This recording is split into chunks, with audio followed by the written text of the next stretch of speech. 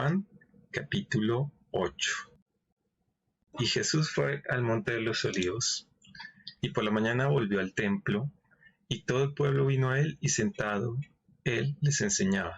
Entonces los escribas y los fariseos le trajeron una mujer sorprendida en adulterio, y poniéndolo en medio le dijeron: Maestro, esta mujer ha sido sorprendida en el acto mismo de adulterio, y en la ley nos mandó Moisés apedrear a tales mujeres. ¿Tú pues qué dices? Mas esto decían tentándole para poder acusarle. Pero Jesús, inclinando hacia el suelo, escribía en tierra con el dedo. Y como insistieron en preguntarle, se enderezó y les dijo: El que de vosotros esté sin pecado, sea el primero en arrojar la piedra contra ella. E inclinándose de nuevo hacia el suelo, siguió escribiendo en tierra, pero ellos, al oír esto, acusados por su conciencia, salían uno a uno, comenzando desde los más viejos hasta los postreros. Y quedó solo Jesús y la mujer que estaba en medio. Enderezándose Jesús, y no viendo a nadie sino a la mujer, le dijo: Mujer, ¿dónde estaban los que te acusaban? ¿Ninguno te condenó? Ella dijo: Ninguno, Señor. Entonces Jesús le dijo: Ni yo te condeno, vete y no peques más. Este cuadro es muy importante porque ahí vemos el amor de Dios hacia nosotros. Como todos somos pecadores de todas maneras, y Dios nos perdona. Jesús, como siempre vemos ahí, él vino, dice la palabra, por la mañana, volvió al templo, y todo el pueblo vino a él, ¿no? Y dice: y sentado él les enseñaba. Entonces los escribas y los fariseos le trajeron una mujer sorprendida en adulterio, y poniéndola en medio. Como aquí vemos, el Señor Jesús es un maestro, lo que llaman los judíos rabino.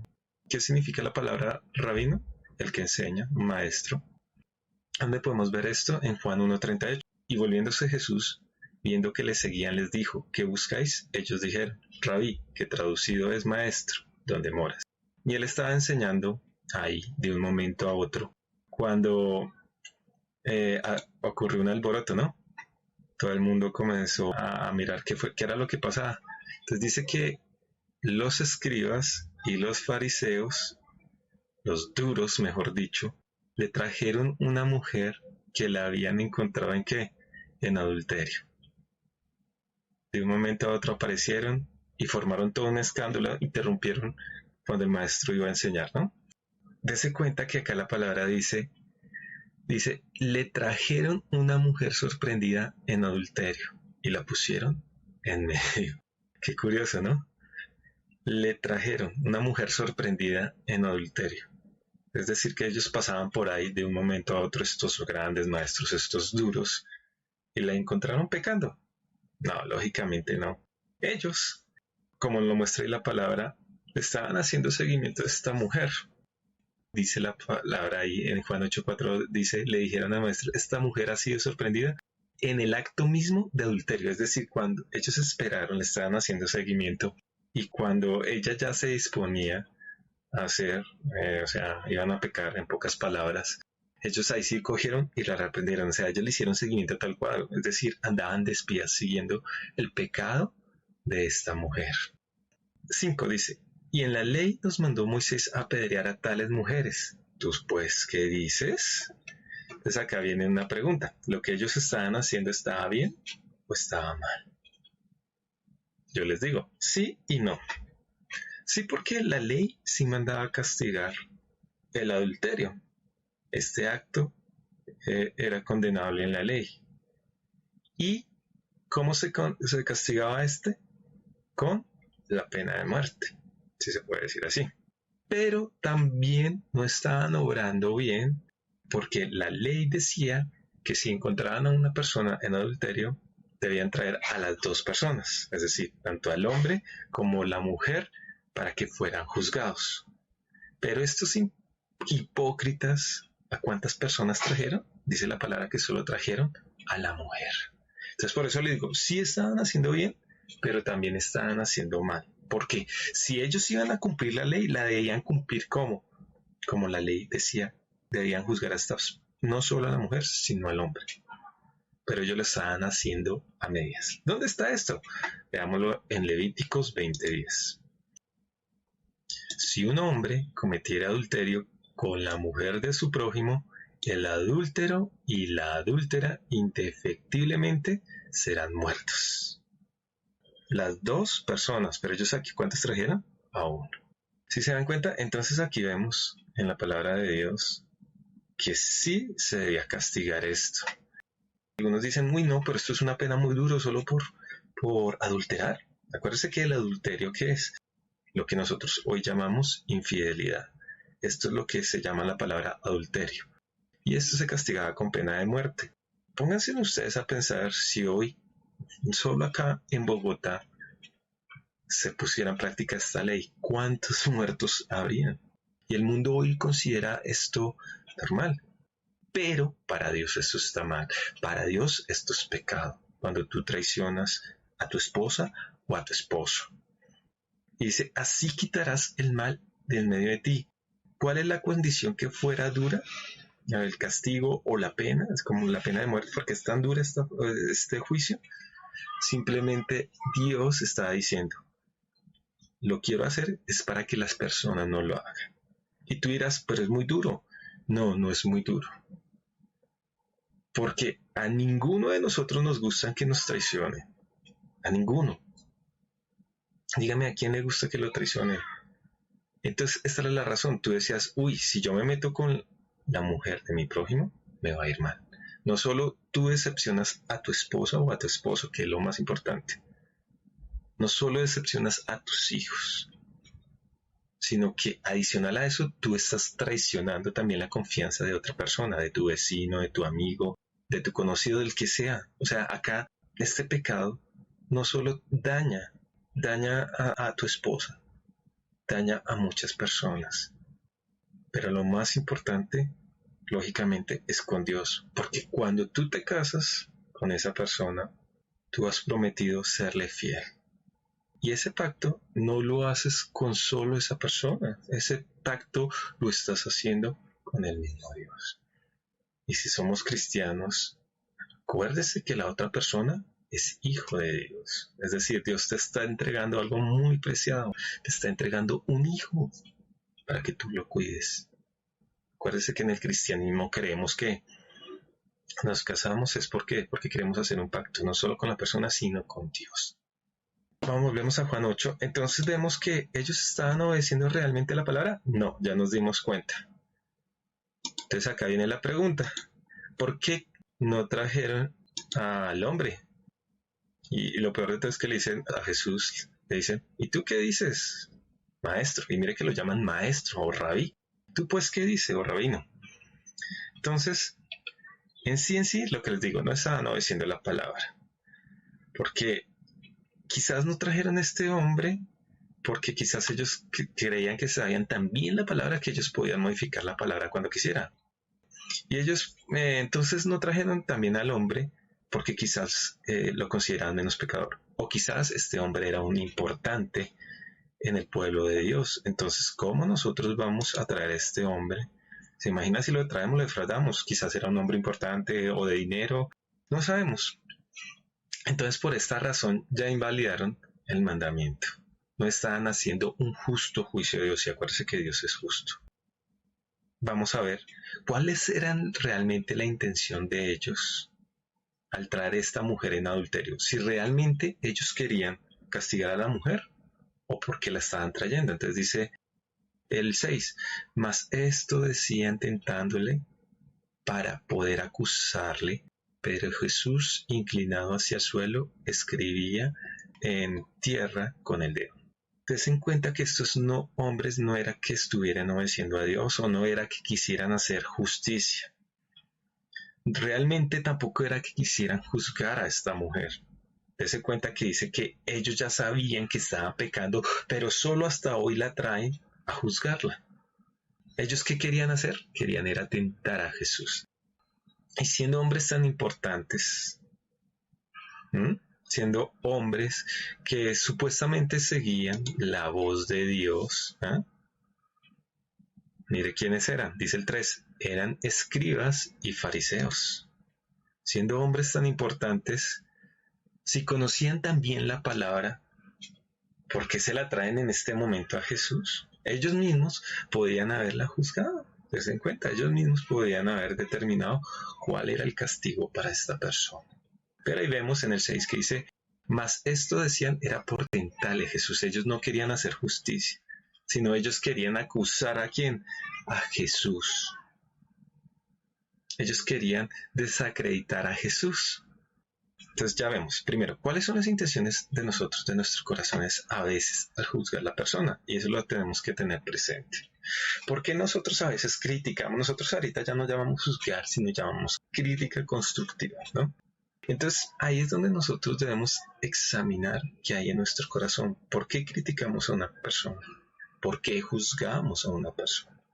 Entonces dice el pasaje en el 6, mas esto decían tentándole para poder acusarle, pero Jesús, inclinado hacia el suelo, escribía en tierra con el dedo. Y sí me gustaría saber qué estaba escribiendo Jesús ahí en el suelo. Es interesante, ¿no?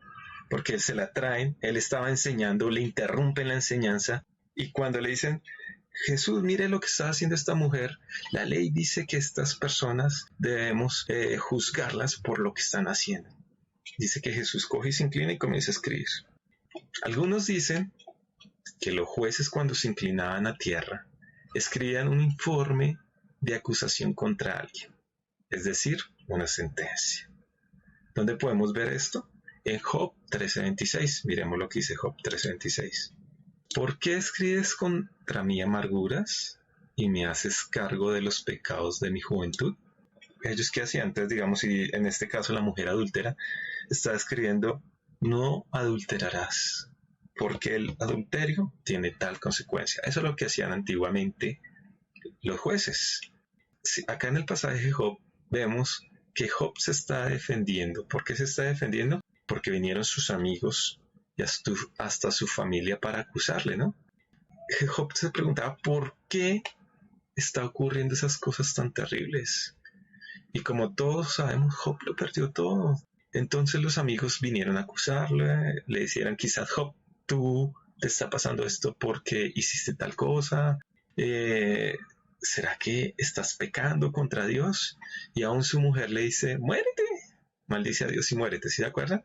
Y muchas veces también nos pasa a nosotros que nos preguntamos, ¿por qué me está pasando esto a mí si yo sigo a Dios? A veces no encontramos explicaciones a situaciones difíciles, ¿no? Que decimos, yo sigo a Dios, yo obedezco a Dios, sigo lo que Él me dice, ¿y por qué me pasa esta situación? Y muchas veces vienen nuestros amigos, supuestamente, o nuestros hermanos de la fe, a acusarnos así, estilo Job. Aún nuestros críticos más duros también son nuestra familia. Mira el cristiano, quizás le está pasando esto porque hizo tal cosa, dése cuenta. Entonces acá Job le preguntaba a Dios, ¿por qué escribes contra mí amarguras y me haces cargo de los pecados de mi juventud? Bueno, esto es lo que se cree, pero por eso le digo, otros creen que cuando Jesús está escribiendo ahí en el suelo, quizás también podía ser porque estaba escribiendo los mandamientos. No lo sabemos. Y otros dicen que quizás los nombres de los que juzgaban, Jesús estaba escribiendo los nombres de las personas que estaban ahí juzgando. Y cuando dice que los estaba escribiendo era porque en la palabra dice que cuando hay gente que hace mal, Dios los saca del libro de la vida. Veamos lo que dice Jeremías 17:13. Oh Jehová, esperanza de Israel, todos los que te dejan serán avergonzados, y los que se apartan de mí serán escritos en el polvo, porque dejaron a Jehová manantial de aguas vivas. Entonces, por eso les digo, quizás estaba escribiendo el nombre de estas personas. ¿Qué significaba eso? Que Dios no estaba contento con ellos, que Dios los estaba avergonzando. Por eso dice, y los que se apartan de mí serán escritos en el polvo, porque dejaron a Jehová manantial de aguas vivas. Entonces los estaba avergonzando. Quizás Jesús estaba escribiendo su nombre para juzgarlos de que ellos estaban lejos de Dios. Eso es lo que está diciendo la palabra. Pero en sí, lo que les digo, no se sabe. Lo que estaba escribiendo Jesús no lo sabe, ya saben. Una, que estuviera cargando los pecados que ellos estaban haciendo, otros escribiendo los mandamientos, y otros dicen que estaba escribiendo el nombre de aquellos que se alejan de Dios. Pero en sí, la palabra no lo dice que estaba escribiendo. Lo que les digo, sería muy interesante que cuando estemos allá en el cielo preguntarle a Jesús, ¿qué escribías en ese momento? Volvamos otra vez a Juan 8:6 ahora que nos dice. Mas esto decía tentándole para poder acusarle. Pero Jesús, hasta ahí dejémoslo. Mas esto decía tentándole para poder acusarle. Si Jesús decía que lo lapidaran, entonces le dirían, ¿dónde está el amor que tanto predica? ¿Dónde está la gracia y el perdón? Oiga, ¿sí? Entonces, si él decía, cójala y hágala como Moisés dijo, como la ley dice, entonces le iban a decir eso, ¿dónde está tu amor? Tú luego no predicas sobre el amor de Dios. Entonces ahora la vamos a castigar. ¿Dónde está tu amor? Y además lo acusarían también ante los romanos. ¿Por qué? Porque si una persona era encontrada en ese pecado, para los romanos esto no era pena de muerte. Y Jesús estaría rebelándose contra Roma. ¿Sí se dan cuenta? Entonces, primero le dirían, ¿dónde está tu amor? Y después iban y lo acusaban a Roma. Mire que él está juzgando. Acuérdense que cuando a Jesús lo llevaron a juicio para que lo apedrearan, lo llevaron ante los romanos y que ellos determinaran que se merecía. Entonces se cuenta, mire que él está en contra de Roma porque está dictaminando qué se debe hacer. Él es el que está diciendo las leyes que debe tener acá en Roma. Pero si Jesús decía que no la debían matar, entonces lo acusarían de estar violando la ley y sería enjuiciado también por ella, ¿sí? Entonces Jesús en este caso no tenía escapatoria, por cualquier lado perdía. Y así hay gente ventajosa en este mundo y que es muy mala. Usted pierde o pierde, usted no tiene opción. Pero en este pasaje no se trata de quién gana, ni que hay dos respuestas o dos posiciones. Aquí este pasaje se trata es de la verdad. Jesús sabía la intención del corazón de ellos. Jesús sabía qué era lo que querían. Jesús sabía que no querían juzgarla, sino que querían era juzgarlo a él según la respuesta que diera. Y cualquier respuesta que diera, ya sabemos, perdería Jesús. Entonces, veamos ahora lo que dice el 7. Y como insistieron en preguntarles, se enderezó y les dijo, el que de vosotros esté sin pecado sea el primero en arrojar la piedra contra ella. ¡Qué sabiduría de Jesús! Démonos cuenta, acá los perfectos, los super santos, siempre están para condenar. Hay gente que es especialista para condenar y se obsesionan con eso. Aquel que conoce la palabra de Dios debe ser especialista en qué? En el amor. Especialista en qué? En el perdón. Especialista en qué? En ayudar a otros. Veamos lo que dice Romanos 3:22. La justicia de Dios por medio de la fe en Jesucristo. Para todos los que creen en Él, porque no hay diferencia. Por cuanto todos pecaron y están destituidos de la gloria de Dios. Si se dan cuenta que dice la palabra, todos hemos pecado. Todos. No hay diferencia. ¿Y qué pasó? Jesús, ¿qué les dice? Y como insistieron en preguntarle, y se enderezó y les dijo, el que esté vosotros sin pecado sea el primero en arrojar la piedra. Todos, no se nos olvide, hemos pecado. Pero cuando una persona falla, somos jueces duros. Pero cuando nosotros fallamos, queremos que cuando nos juzguen, el juicio sea suavecito. Y ahí es donde debemos encontrar el amor nosotros. Porque así como Dios nos perdonó, así nosotros también debemos perdonar a las otras personas. Así como queremos que nos juzguen suavemente, ¿cómo debe ser nuestro juicio también? Debe ser suave. Lo que nos está diciendo Jesús, primero examine su camino. Y ojo, porque acuérdese que todo lo que nosotros hagamos y digamos tenemos que dar cuenta a Dios. Y digamos, si tú dices, es que ese es un gran mentiroso, pero tú has dicho mentiras, así como tú juzgaste la mentira de esa persona, así también te van a juzgar a ti. Tengamos mucho cuidado con eso cuando juzguemos a las personas. Tratemos más de restaurar las personas. Por eso le digo, esa persona que juzga fuertemente a otras personas, quizás tenga un pecado mayor que la otra persona, sino que la mejor forma para ocultar sus pecados o sus errores es que acusando a los demás. Ahora miremos lo que dice ahí mismo en Juan 8:7. Y él les dijo, el que de vosotros esté sin pecado sea el primero en arrojar la piedra contra ella. Para ellos Jesús supuestamente iba a caer en la trampa. Jesús iba a juzgar mal para ellos supuestamente. Por fin lo iban a hacer caer según sus mentes, pero no contaban con la sabiduría que tenía Jesús. Y que si nosotros somos guiados por Él, también vamos a tener esa sabiduría. Miremos lo que dice Colosenses 2:2. Para que sean consolados sus corazones, unidos en amor, hasta alcanzar todas las riquezas del pleno entendimiento, a fin de conocer el misterio de Dios el Padre y de Cristo, en quien están escondidos todos los tesoros de la sabiduría y del conocimiento. Nosotros somos realmente hijos de Dios, debemos alcanzar esta misma sabiduría que tuvo Jesús. ¿Y dónde aprendemos esa sabiduría? Ya lo sabemos todos, yo no tengo que repetirlo. En la palabra. Toda la sabiduría está en la palabra. La sabiduría de Jesús, ¿dónde está? En la palabra. Entonces Jesús les dice, el que esté libre de pecado de vosotros sea el primero en arrojar la piedra contra ella. Jesús les dice, sí, la pueden apedrear, pero solo si ustedes no han violado ninguno de los mandamientos de Dios. Y ahí se les acabó todos sus argumentos. Es decir, Jesús les dijo, si su corazón está limpio y puro, tranquilos, cojan la piedra. En pocas palabras, les dijo, tomen ustedes el juicio. Ustedes conocen la palabra. Ustedes son maestros, ustedes son fariseos, ustedes son escribas, ustedes son expertos en la ley. Es más, ustedes ya han juzgado cosas así, entonces, ¿por qué me la vienen a traer a mí? Pero, así como ustedes son maestros y conocen tan perfectamente la ley, ahora júzguese. Si ustedes no han violado ninguno de los mandamientos de Dios. Y si ustedes ninguno lo han violado, entonces tranquilos, apedréenla. Pero el juicio es de ustedes. Y así somos nosotros cuando vamos a juzgar a una persona. Antes de juzgar a una persona, miremos si nosotros realmente somos perfectos, si nosotros hemos obedecido al 100% la palabra de Dios. Decía un cantante, y esto es muy cierto, los cristianos somos los únicos soldados que rematamos a nuestros soldados cuando están heridos. Es decir, ¿qué es lo que estaban queriendo decir acá?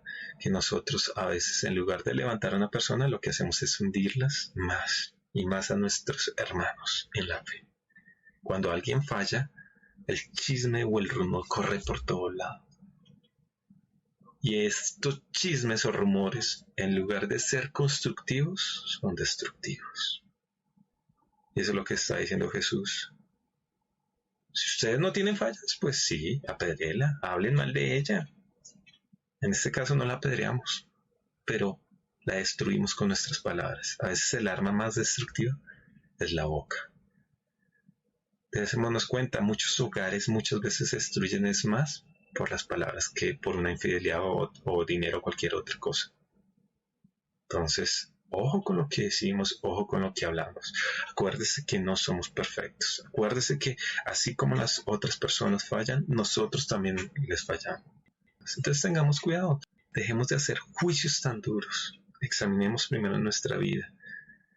Y cuando nos damos cuenta que nosotros fallamos igual, ¿quién soy yo para juzgar a otra persona? Y cuando esa persona falla, de ahora en adelante vamos a restaurar. En pocas palabras, no seas fariseo. Juan 8:8. Inclinándose de nuevo hacia el suelo, siguió escribiendo en tierra. En pocas palabras les digo, ahí los dejo. Pero ellos al oír esto, dice el 9, acusados por su conciencia, salieron uno a uno, comenzando desde los más viejos hasta los postreros, y quedando solos, y la mujer que estaba en medio. Aquí hay algo importante, miren lo que dice. Dice que comenzando desde los más viejos hasta los postreros. ¿Por qué? Pues entre más viejos nosotros hemos fallado, quizás más a Dios. Hemos ofendido, hemos desobedecido más la palabra de Dios. Por eso la palabra lo nombra así. O sea, los más viejos pues eran más pecadores, lógicamente. Porque han tenido más tiempo de vivir la vida, se puede decir así. Y dice, se fueron todos. Dese cuenta. Él cambia una mente sin sabiduría por una mente llena de sabiduría. Jesús cambia una mente sin sabiduría por una mente de sabiduría. Él cambia las satisfacciones más bajas por la satisfacción de Él. Él cambia la mentalidad más pobre por la mentalidad más rica de Él. O sea, si usted dice que es hijo de Dios, si usted dice que habla del amor, pues demuestre ese amor sobre los otros como Jesús lo tuvo con nosotros. Si no somos hijos de Dios, condenamos a todo el mundo creyendo que el perdón no lo merecemos porque no lo hemos ganado. Es decir, la salvación no la hemos ganado. Pero acuérdese que el que ganó esa salvación fue Jesús. El que obtuvo el perdón de Dios hacia nosotros fue Jesús. Entonces seamos realmente como Jesús, hijos de Dios, los cuales no destruimos a la persona, sino la levantamos. Y eso que, les demos cuenta, este pecado era grave. Demos cuenta que los escribas y los fariseos, al oír la verdad de Dios, fueron acusados por sus mismas conciencias. Es decir, si tú sabes palabra, si tú conoces la verdad, nuestra misma conciencia nos va a juzgar de si nosotros somos santos, 100% santos, que nunca hemos fallado a Dios. Somos santos, pero por lo que Jesús hizo allí en la cruz del Calvario. Pero no somos perfectos. Estamos en el camino de la santificación. ¿Y cómo nos vamos purificando? A través de la palabra de Dios. Cada vez que escuchamos estos mensajes, decimos, si hay algo que está mal en mí, tengo que corregir. Dice la palabra que el único que quedó ahí fue Jesús y la mujer adúltera. ¿Y por qué el único que quedó Jesús? Dese cuenta, cada uno se fue, pero Jesús no se fue. ¿Por qué Jesús no se fue? Porque Él es santo y Él nunca pecó mientras caminó en la tierra. Pero aquí viene lo más importante. Bueno, ya vimos el problema del pasaje. El problema comenzó todo porque cogieron a una mujer en adulterio y ellos querían juzgarle, ¿no? Pero en sí la intención del corazón de ellos no era juzgarle, sino era realmente hacer, entre comillas, hacer que Jesús diera un juicio errado. Ya vemos, si decía que la lapidaran, va a decir dónde está el amor de Dios y lo iban a juzgar con los romanos, que él se estaba tomando atributos que no era de un juez. Y dos, si decía que la perdonara, entonces iba a decir, él está violando la ley, es decir, Jesús perdía por todo lado. Esa es la intención del corazón. Pero Jesús fue más sabio y les dijo, si alguno está libre de pecado, que tire la primera piedra. Y acá viene algo muy importante de este pasaje, que Jesús le va a decir a esta mujer. En el 10 dice, enderezándose Jesús y no viendo a nadie sino a la mujer, le dijo, mujer, ¿dónde están los que te acusaban? ¿Ninguno te condenó? Ojo, porque esta pregunta es muy importante para lo para lo que viene en el versículo 11, para lo que sigue. Él le pregunta, hey, ¿dónde estaban los que te acusaban? ¿Ninguno te condenó? Ella dijo, ninguno, Señor. Entonces Jesús le dijo, ni yo te condeno. Vete y no peques más. ¿Sí es lo que le dice Jesús? ¿Ninguno te condenó? ¿Qué le quiso demostrar? Que todos somos pecadores. Y que todos deberíamos merecer el mismo castigo. Pero ¿qué le dice Jesús? Aquel que sí la podía condenar, el único que sí la podía juzgar, y no la juzgó. ¿Qué le dijo? Vete y no peques más. Y ojo, porque esto que nos está hablando aquí hoy Jesús también es para nosotros. Él dice, yo no te condono, yo ya te perdoné. Pero hoy nos está diciendo Jesús, vete y no peques más. Si tú eres un hijo de Dios y todavía andas en el mundo, todavía andas en los deseos de la carne, hoy Jesús te dice, ven. Así como el hijo pródigo, ven. Yo te quiero perdonar, yo te quiero restaurar, yo quiero que cambies tu forma de ser. Pero te perdono y ya ve y no peques más. Hoy es el tiempo para cambiar y transformar nuestras vidas si no hemos dejado cosas. Porque muchas veces llegamos al cristianismo, pero no cambiamos nuestra forma de ser como Dios lo manda. Hay cosas que todavía tenemos en el mundo. Decimos mentiras piadosas, decimos groserías. Nos gusta la música esa del mundo, no estoy hablando que toda la música sea mala, pero la música que va en contra de los principios cristianos, que va en contra de lo que Dios habla. Sí, lo voy a nombrar específicamente, escuchando música de cantina que te corto la cara y todo eso, todavía les gusta eso. música que no tiene ni principios ni valores. Por eso les digo, no toda la música, hay música que tiene, hablan cosas buenas, pero hoy al mundo le gusta esa música, música sin principios y sin valores, que denigran al ser humano y en especial a la mujer. Y hoy Jesús te dice, ve, yo te perdono, yo no te juzgo, no te condeno. Acuérdese que Jesús no vino para condenar al mundo, sino Él vino para salvarlo. Pero ¿qué nos dice una vez que lleguemos a su perdón? Vete y no peque más.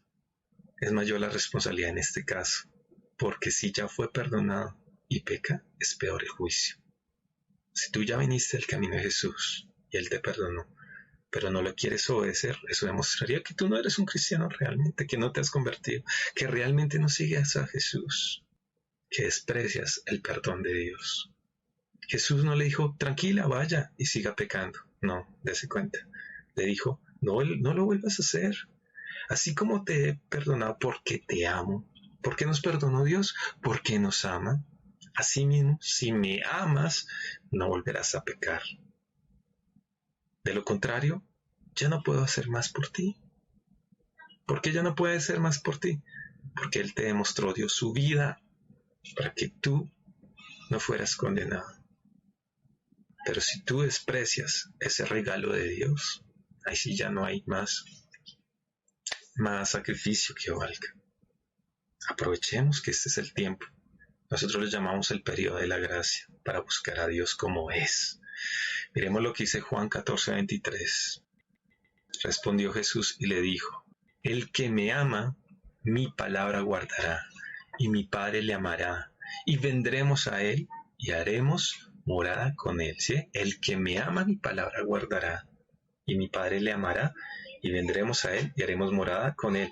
Es decir, si tú estás todavía en el mundo, si tú no has abandonado al mundo, y cuando hablo del mundo, no estoy hablando de las cosas buenas, estoy hablando de las cosas que nos llevan a pecar.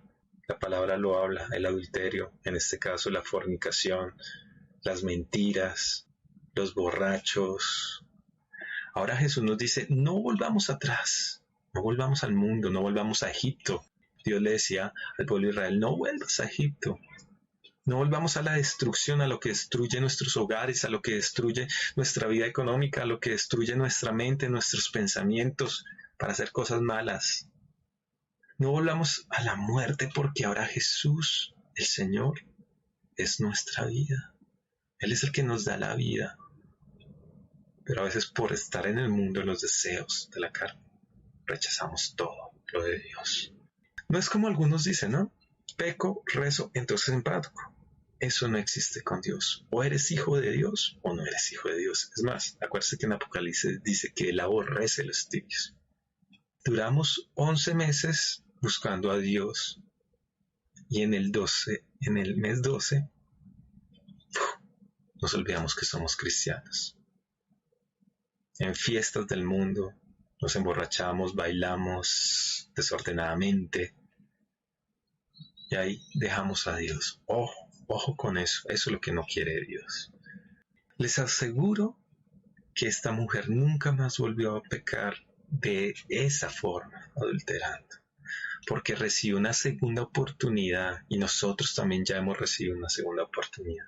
Y fue una persona, créame, ella fue una persona que vivió para servirle al Señor. Y el Señor la capacitó para ser ahora una mujer de gran bendición. Ahora, si usted ha recibido una segunda oportunidad, que Dios te ha perdonado, que estás en el camino de Dios, no vuelvas a pecar. Y ahora tienes que ser bendición y no de maldición. Una persona que todo lo que hagas prospere y no traiga destrucción para tu misma vida y para las otras. ¿Cómo así que una persona de bendición? Nosotros podemos bendecir, claro. En mi hogar yo soy una bendición si yo cumplo con lo que Dios me ha mandado en mi hogar, si no le soy infiel a mi esposa o a mi esposo. Si cuido, si los amo, si traigo el fruto de mi trabajo para que ellos puedan tener alimento, estudio. Eso es ser bendición. Eso es una bendición. Es que creemos que bendición es solo lo material, tener muchos millones. No. Ser bendición en el trabajo. Que tú llegas temprano. Que tú mejoras los procesos de tu empresa. ser bendición en la iglesia. Que cuando una persona necesita oración, tú oras por ella, la escuchas. Muchas veces la gente no quiere un consejo, lo único que quieren es desahogarse. Escúchalos y ora por ellas. Y si puedes dar un consejo, mucho mejor. Un consejo es la mayor bendición que podemos tener. Por eso la palabra de Dios es la mayor bendición que nosotros tenemos. ¿Por qué? Porque ahí nos dan consejos para tener una vida victoriosa. ¿Y qué es una vida victoriosa?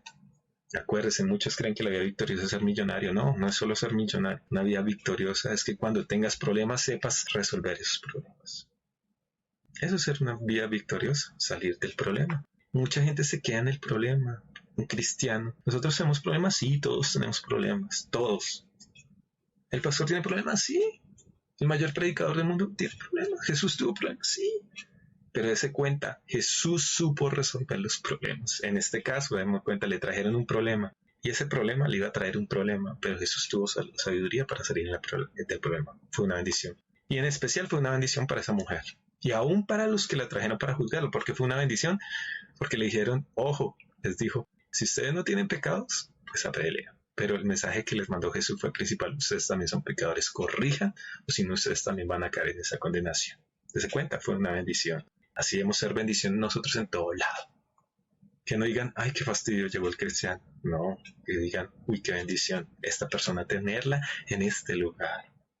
Una persona que traiga paz a las demás personas y felicidad. No juzgues a los demás por sus pecados, sino muéstrales con amor en la palabra de Dios por qué es pecado. Y muéstrales que Dios los puede perdonar si ellos se arrepienten de su maldad. Con eso así nos volvemos ganadores de alma para el Señor. Dese cuenta con el hijo pródigo. El hermano lo juzgó. Él se ha gastado todo el dinero.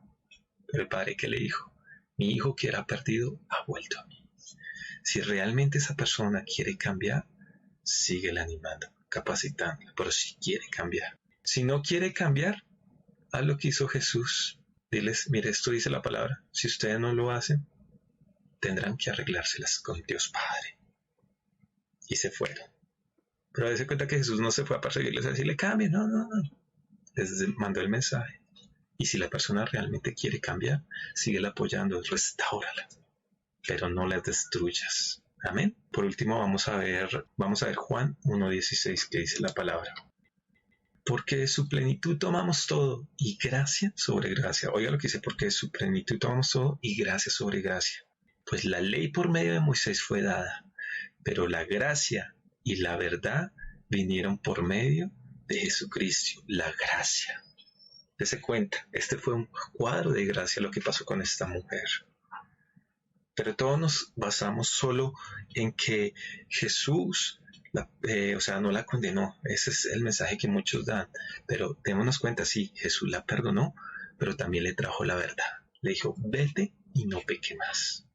Cambia, restaura tu vida, que eso es lo que quiere Dios. Dios te quiere perdonar, pero de ti depende si quieres cambiar tu vida. Él no te va a condenar desde que tú decidas cambiar tu vida en este momento.